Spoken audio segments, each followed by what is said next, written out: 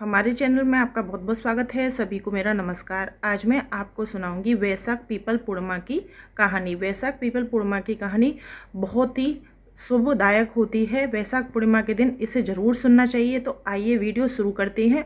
Video पर अगर नए हैं तो पहले आप चैनल को सब्सक्राइब कर लें। तो चलिए शुरू करते हैं। किसी राज्य में एक राजा राज्य करता था, जिसकी 2 रानियां थीं। बड़ी रानी से कोई भी संतान नहीं थी। इसी कारण राजा को दूसरी शादी करनी पड़ी।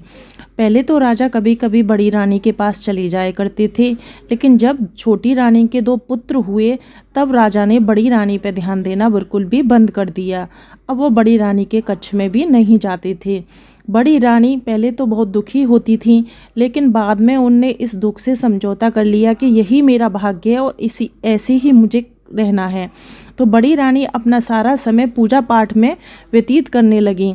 हर समय पूजा, दान, पुण्य यही सब करती थी। छोटी रानी ने बड़ी रानी से सब कुछ ले लिया था। छोटी रानी बहुत तेज थी और बड़ी रानी से बहुत ही ईर्ष्या करती थी। बड़ी रानी बहुत दुखी रहती थी, लेकिन वो किसी से कुछ कहती नहीं थी, बस पूजा पाठ में लगी रहती थी। एक दिन जो महल के पुरोहित जी थे, उन्होंने बड़ी रानी को देखा तो उनने उनके दुख को पहचान लिया और कहा कि रानी, आप हर वैशाख पूर्णिमा से शुरू कीजिए और हर पूर्णिमा के दिन सत्यनारायण भगवान का व्रत कीजिए करिए और इस दिन सत्यनारायण भगवान की कथा भी अवश्य सुना करिए। इस व्रत को करने से सारे दुख दूर हो जाते हैं।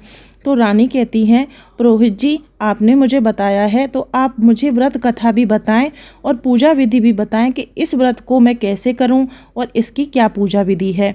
तो पुरोहित जी कहते हैं कि रानी, मैं अपनी पत्नी को भेज दूंगा, जो आपको कथा भी सुना जाएगी और पूजा विधि भी बता देगी। कैसे पूजा करनी है सब कुछ वो आपको समझा देगी। पुरोहित जी घर चले गए और अपनी पत्नी से कहा कि तुम्हें रानी को जाकर ये कहानी रोज़ सुनानी है और पूजा विधि सारी चीज़ उनको समझानी है। तभी पुरोहित जी की जो पंडितानी प्रोतानी थी वो जाती हैं और रानी को सत्यनारायण भगवान की कथा सुनाती हैं। सत्यनारायण भगवान की कैसे पूजा करनी है वह बताती हैं।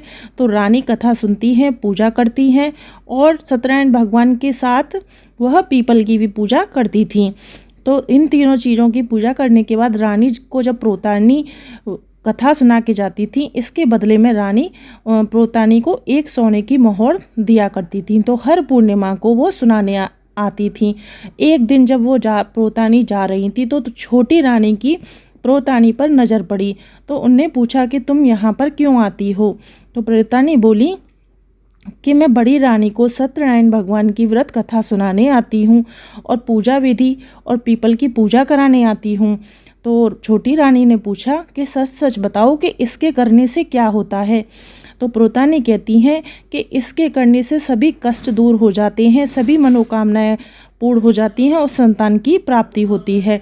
तो छोटी रानी सोचती है कि अगर बड़ी रानी की सारी मनोकामना पूर्ण हो गई और पुत्र की प्राप्ति हो गई तो राजा फिर से बड़ी रानी की तरफ ध्यान देने लगेंगे और इस व्रत से सारी चीज़ें बड़ी रानी को हासिल हो जाएंगी। तो छोटी रानी कहती हैं कि अब ऐसा है, आप बड़ी रानी को सुनाती हो, पहले आप मुझे सुनाओगी और आज ही से सुनाओगी। अभी मैं तैयारी करती हूँ, बताओ क्या क्या करना है और आज से ही मुझे यह सत्यनारायण भगवान की कथा सुनाओ।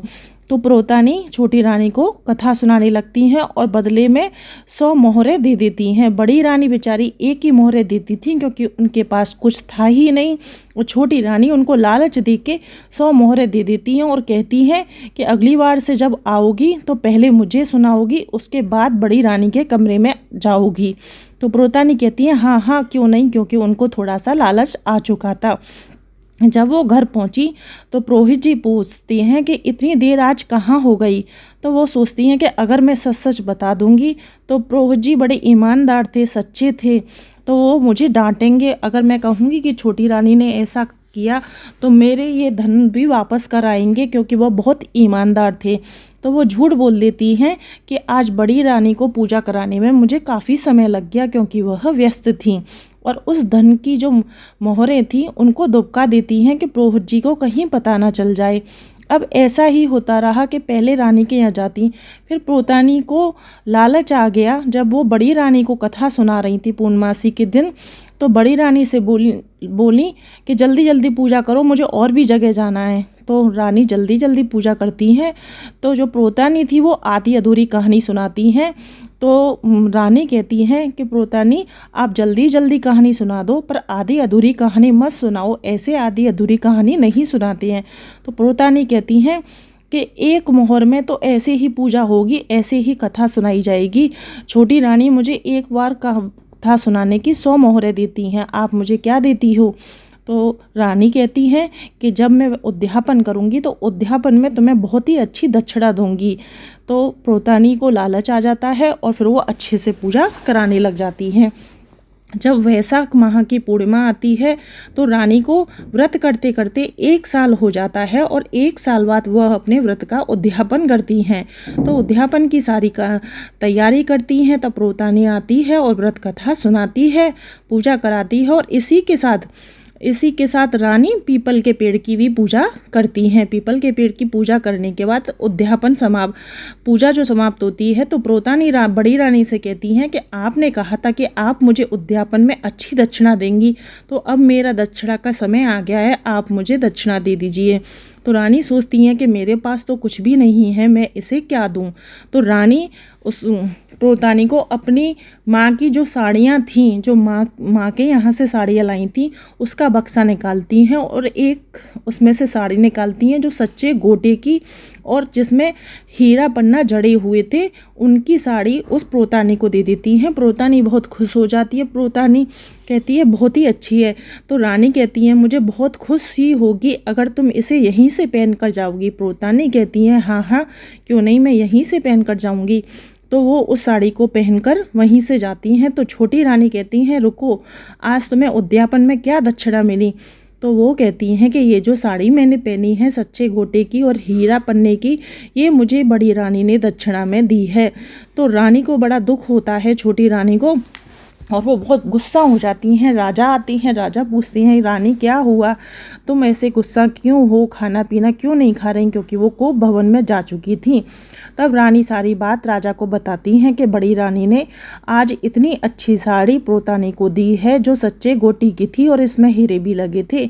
तो बड़े राजा कहती हैं कि वो उनकी माँ के यहाँ से आई हुई साड़ी थी, तुमने पहले ही उसका सब कुछ ले लिया है, अब उसके पास कुछ भी नहीं है। जो उसके माँ की साड़ी है उस पर मेरा कोई हक नहीं है, मैं उससे नहीं मांग सकता। तो छोटी रानी कहती हैं मुझे कुछ नहीं पता, मुझे वही साड़ी चाहिए, कहीं से भी ला के दो, मैं जब तक खाना पीना कुछ नहीं खाऊंगी जब तक मुझे वो साड़ी नहीं मिलेगी। राजा बहुत समझाते हैं, समझाते समझाते थक जाते हैं, रानी नहीं मानती। तब राजा बड़ी रानी के पास जाते हैं, बड़ी रानी को सारी बात बता देते हैं। रानी बहुत दुखी हो जाती हैं और राजा से कहती हैं राजा जी आप भी जानते हैं कि दक्षिणा में दी हुई चीज़ कभी वापस नहीं ली जाती है। तो राजा कहते हैं कि तुम प्रोतानी से मेरी मजबूरी बताना और मेरी बात रखना तो शायद वो मान जाएं। तो रानी कहती हैं कि राजा ऐसा नहीं किया जाता, कभी दक्षिणा की चीज़ वापस नहीं ली जाती है। तब भी वो रानी से प्रार्थना करते हैं। तो रानी बहुत दुखी हो जाती हैं और दुखी होकर सो जाती हैं। रानी सो रही होती हैं, तभी सपने में सत्यनारायण भगवान आते हैं और भगवान कहते हैं हे पुत्री तू दुखी मत हो, तू दुख की तुझे कोई बात ही नहीं है। तू राजा और रानी को जिस पीपल के नीचे तूने पूजा की है उसी पीपल के नीचे कल लेके आना, तेरी जो भी परेशानी है वो दूर हो जाएगी। तो रानी सुबह उठती हैं और राजा और छोटी रानी बड़ी रानी के पास पहुंचती हैं और कहते हैं कि तुमने वो मंगा ली चुनरी? तो बड़ी रानी कहती हैं कि मैं तुम्हें एक जगह ले जा रही हूँ, तुम दोनों मेरे साथ चलो। तभी रानी उन दोनों को लेके उसी पीपल के पेड़ के पास पहुँच जाती हैं। तो उसी साड़ी जैसी वही 7 साड़ी लटकी हुई होती हैं पीपल के पेड़ पर। रानी देखकर अचंभे में रह जाती हैं कि सत्यनारायण भगवान ने मेरी लाज रख ली, और पीपल से लिपटकर बहुत ज़ोर ज़ोर से रोने लगती हैं। तभी पुरोहित जी वहाँ पर आ जाते हैं और पुरोहित जी पूछते हैं कि क्या हुआ। तभी राजा सारी बातें पुरोहित जी के सामने रख देती हैं और बताते हैं कि ऐसे ऐसे बात हुई और रानी को ये साड़ी चाहिए थी, इसलिए बड़ी रानी ने हमें यहाँ पर दोनों को बुलाया और यहाँ पर देखा तो पीपल के पेड़ पर 7 साड़ियाँ उसी जैसी लटकी हुई हैं जैसी साड़ी रानी ने प्रोतानी को दी थी। तब पुरोहित जी कहते हैं कि राजा बुरा मत मानना, छोटी मुँह बड़ी बात कह रहा हूँ। औरत ही घर को बिगाड़ सकती है और औरत ही घर को संवार सकती है। देखिए, आपको दिख रहा होगा कि कौन घर को संवार सकती है और कौन घर को बिगाड़ सकती है। इससे ज़्यादा मैं आपसे कुछ नहीं कहूँगा, आप बहुत समझदार हैं। राजा समझ जाता है और राजा को अपनी गलती का एहसास होता है। तभी छोटी रानी वहाँ खड़ी होती है। जब वो ऐसा देखती है कि बड़ी रानी की भक्ति कितनी सच्ची है, तो उसे पूरे अपनी सारी गलतियों का एहसास होता है और वो रानी के पैर पकड़ लेती है और रोकर माफ़ी मांगती है। तभी दोनों रानियां और राजा घर आ जाते हैं। फिर उसके कुछ दिन बाद ही बड़ी रानी को एक पुत्र प्राप्ति होती है। पुत्र के बाद रानी बहुत खुश हो जाती है और राजा भी बहुत खुश होते हैं और उस पुत्र को भी उतना ही प्यार करते हैं जितना वो अपनी पहली छोटी रानी के दोनों पुत्रों को करते थे। अब राजा और रानी तीनों जने बहुत खुश रहती हैं, क्योंकि दोनों रानियों में अब बहुत प्रेम हो चुका था। जैसे वो आपस में पहले छोटी रानी बड़ी रानी से जलती थी, लेकिन अब उनके मन में ऐसा कोई भाव नहीं रह गया था। अब तीनों लोग बहुत ही खुशी से रहते थे। तो सत्यनारायण भगवान ने रानी की खुद आके स्वयं साक्षात लाज रखी। तो यह कहते हैं कि जो वैशाख पूर्णिमा होती है उसके दिन ये पीपल वैशाख पूर्णिमा की कथा अवश्य सुननी चाहिए। तो आज मैंने आपको सुनाई है वैशाख पीपल पूर्णिमा की कहानी। वीडियो पसंद आई हो तो चैनल को सब्सक्राइब करें, वीडियो को लाइक शेयर अवश्य करें। आप सभी को वैशाख पूर्णिमा की बहुत बहुत शुभकामनाएं।